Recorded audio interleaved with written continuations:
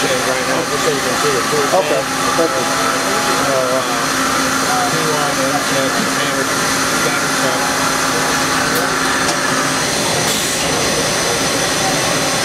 Right now, this is at 10%. Okay.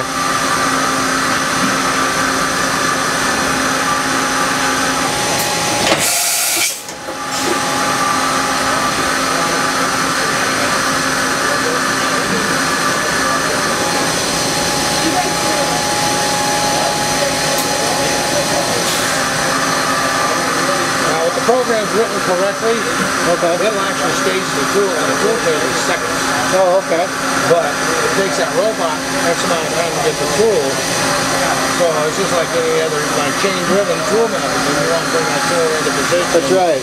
Get it set up and then get ready. Right. I got you. So I'll do it right now. I'll just go ahead and call the tool. Okay. Be like it would be staged in the phone. So it'll be all staged up and ready to go, and then when you hit the...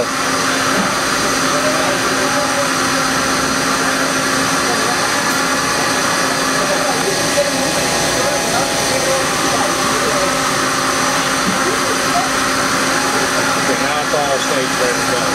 Okay. So, insert, and do a tool change.